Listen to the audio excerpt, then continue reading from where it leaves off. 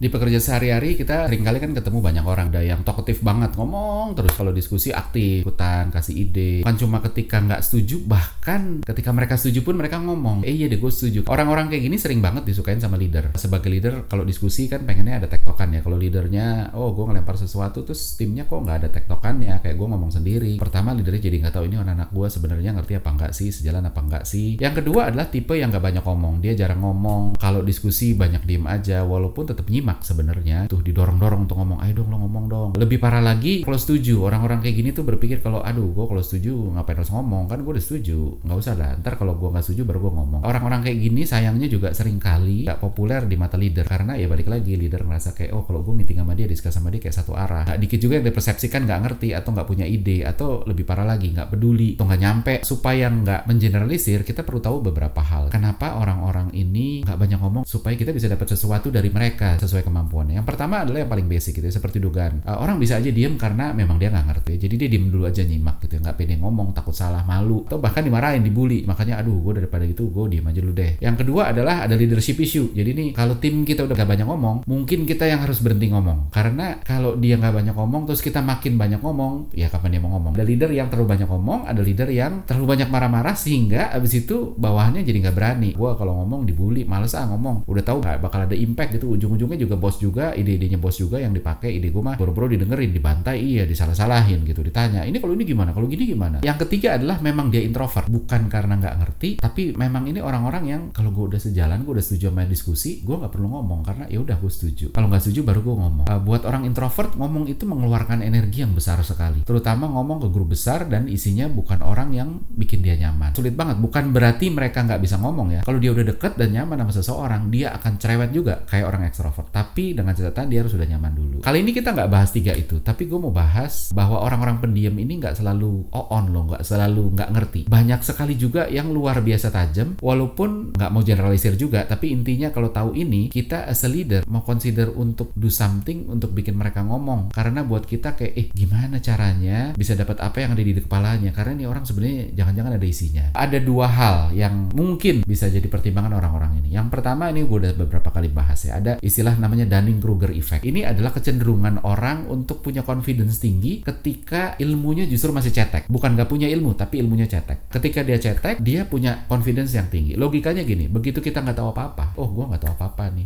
kita cenderung gak pede, aduh gue gak tahu apa-apa, udah deh gue gak banyak ngomong. Jadi ada kelompok itu, tadi kita udah bahas. Tapi begitu kita mulai tahu, kita belajar, entah dari mana, entah dari pengalaman, entah dari buku, entah dari apapun itu gitu ya, kita tahu, gila, gue baru tahu nih dapat sesuatu yang menarik. Kan punya wow factor, yang tadinya gak tahu jadi tahu, walaupun taunya baru bagian itu doang. Mendadak dia jadi kayak dapet jackpot, terus habis itu pedenya melonjak. Dan gak jarang jadi ngerasa orang yang paling tahu, gue nih paling tahu. Walaupun gak mau mengeneralisir, tapi gak dikit yang aktif di meeting juga lagi ada di level ini. Sebenarnya ilmunya masih cetek gitu ya, cuma 0 ke 1 itu kan selalu menarik ya. Dari orang gak punya gaji, jadi punya gaji tuh, waduh, pedenya kayak berasanya tuh kayak gue orang paling kaya sedunia, dibanding orang yang gajinya misalnya udah dari 10 juta naik ke 15 juta, itu kayak gue biasa-biasa aja gitu, padahal 50% gitu ya. That's why makanya kelompok-kelompok yang garis keras itu biasanya ilmunya sebenarnya masih cetek, karena dia taunya baru dikit. Nah, terus habis itu kan kita mulai belajar lagi. Tadi yang taunya masih sedikit tapi udah pede, kita belajar lebih dalam lagi dan dapat ilmu lebih banyak. Ada wow factor lagi. Kok ada lagi yang gue nggak tahu. Confidence saya masih bisa naik sedikit lagi. Tapi makin banyak ada wow factor dari hal yang gue kok belum tahu ini dan ternyata ini menarik ya. Pelan-pelan dia mulai confidence-nya turun seiring dengan dia mikir, jangan-jangan masih banyak lagi yang gue belum tahu. Kok ini gue nggak tahu juga gitu ya. Dan sekarang gue tahu ya, tapi ternyata nggak semua gue tahu. Ternyata masih banyak hal yang gue nggak tahu. Terus akhirnya confidence-nya mulai pelan-pelan turun. Kalau prosesnya terus berlanjut, walaupun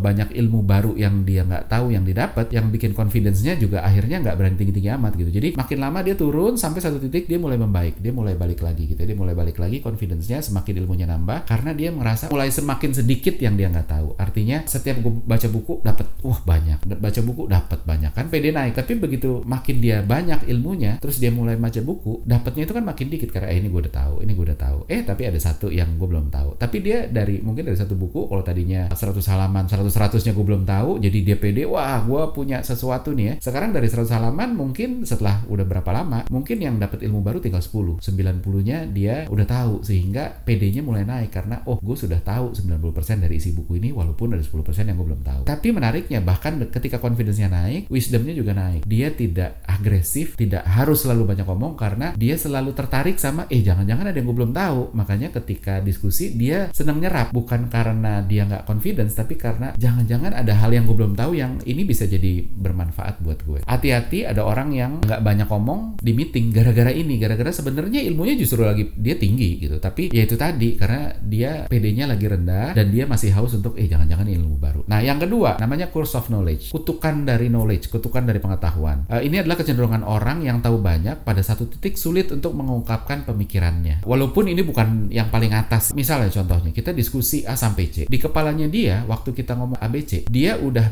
bercabang kemana-mana. A-nya udah A1 sampai 100. Begitu juga B sama C-nya. Atau bahkan udah D, E, F, G dan lain sebagainya. Jadi waktu diskusi otaknya udah jalan duluan dan dia udah memprosesnya lebih jauh dibanding yang nge-trigger diskusi. Orang-orang ini hidup dengan sebegitu dalam pengetahuannya yang bikin omongannya nggak mudah dimengerti orang. Orang-orang ini seringkali orang yang omongannya lebih tinggi dari pengetahuan orang lain. Jadi kalau dia ngomong itu suka susah ngertinya. Analoginya gini, kalau pengetahuan ada tingkatannya, makin tinggi angkanya, makin tinggi tingkatannya, mereka yang sehari-hari udah dimikir, gue udah di tingkat 9 nih. Maka terbiasa diskusi dengan diksi-diksi, dengan pemilihan kata di tingkat 9. Sayangnya, kita bergaul kan sama siapa aja. Bisa aja dia lagi ngomong sama orang yang tingkatnya masih tingkat 2. Diksinya berbeda. Jadi orang tingkat 2 mikir kayak, ini orang ngomong apa sih, kok nggak jelas. Daripada dia nggak dimengerti, dia lebih baik diam dan menyerap. Contohnya banyak gitu. Kita lihat ada orang-orang yang waktu ngomong, orang bilang, ini orang ngomong apa sih? Tapi setelah beberapa tahun kemudian, kita ngerti. Contohnya siapa? Gus Dur dulu ya. Gus Dur dulu ngomong ini, Gus Dur ngomong apa sih ini tuh, ternyata begitu setelah jalan, oh ini loh tuh maksudnya Gus Dur. Dia udah berpikir lebih jauh.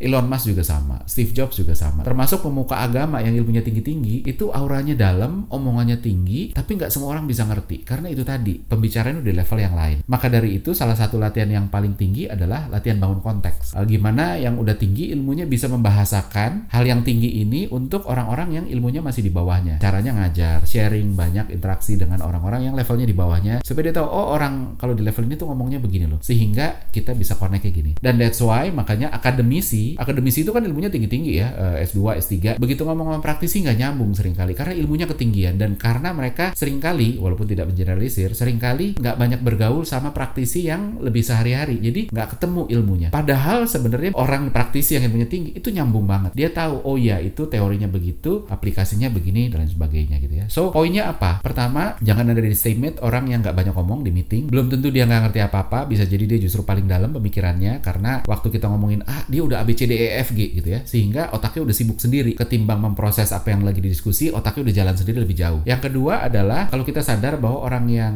nggak aktif di meeting gitu ya, yang pendiam, itu bukan berarti nggak ngerti apa-apa. Kita jadi punya dorongan untuk ayo digali, ini jangan-jangan orang pinter nih, ini jangan-jangan orang yang ilmunya lebih tinggi yang bisa kasih benefit buat diskusi ini. Makanya harus inklusif, harus bisa ngerangkul mereka gimana caranya supaya mereka ngomong, karena kalau nggak akhirnya kita juga yang rugi sendiri.